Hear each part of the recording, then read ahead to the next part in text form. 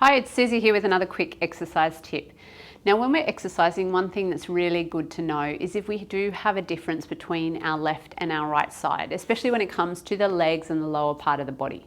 We want to make sure that if we do, we choose some exercises that will help to get rid of those differences and work on those weaknesses so that when we're performing exercises that involve both legs, like a squat or perhaps it's a calf raise, that we're able to perform those without putting too much stress through the one side, usually the stronger side. So we're going to go through 3 really simple tests that you can do at home. You don't need any fancy equipment. All you'll need is access to either a watch or a clock.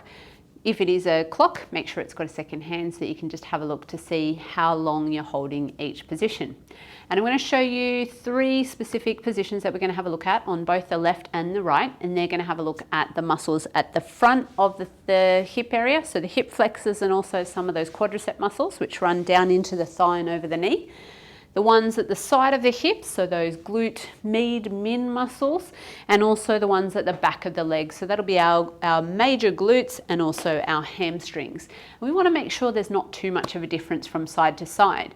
There seems to be good evidence to suggest that you shouldn't be more than about 10% difference. So we don't expect perfect symmetry here, but we don't want to have a large difference between both sides. Now, I've got a chair here because for the one, especially at the back, we're going to be using the chair. The first area that we're going to have a look at though are those hip flexors and those quadricep muscles. Now with those muscles, I'm going to show you a standing variation, but if you feel as though you're limited by the wrong muscle, and I'll explain when we're doing it, you can actually do a very similar thing in a seated position. So I want you to do that test instead, and I'll show you that at the end. But provided you're able to stand comfortably, all we're going to do is we're going to time how long we can hold the leg in this position here. Now, to try and standardize the height that you're doing it, you might want to get a tissue box and put it in front of you, and you might want to have your heel just hovering above the tissue box so that when you're doing it on the other side, you can make sure that you're testing it at the same height. Now, we're going to hold that position for as long as we can. And what I was saying earlier is if you find that you don't get tired in the muscles on the leg that you're holding up, but you find you're getting tired on the muscles on the opposite leg that's holding you in that position, then you can do the seated variation.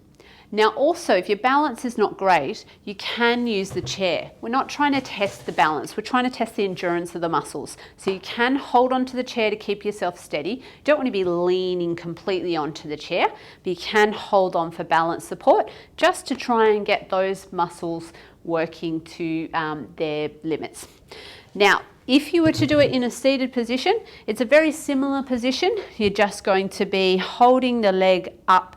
You want to try and lift it a fraction so we're getting those hip flexors as well, but then also extending the knee so we're getting that quad.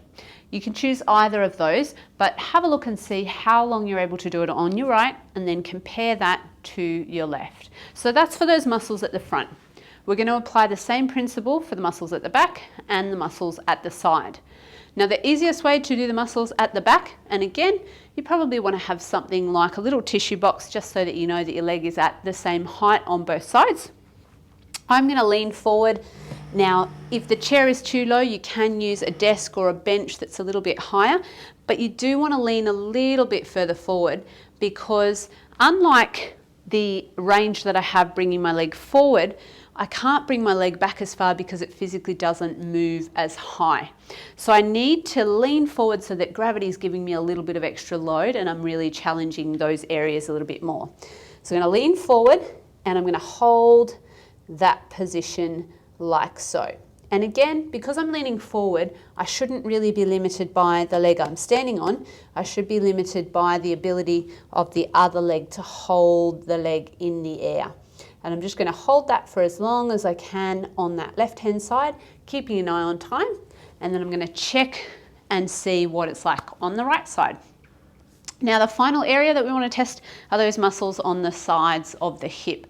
And the easiest way to test this is similar. We're going to hold the position and time it, but this time we're going to be lying down. So it's something you can do on your bed. You don't need to be on the ground for, or if you've got a lounge that's quite long, you should be able to do it on that as well. So I'm going to move the chair out of the way, and The position that we want to hold, we want to make sure that the hips are stacked one on top of the other. So if I were to draw a line directly through my right hip, it would go through the same point on my left. I can keep my bottom knee bent just for a bit of stability.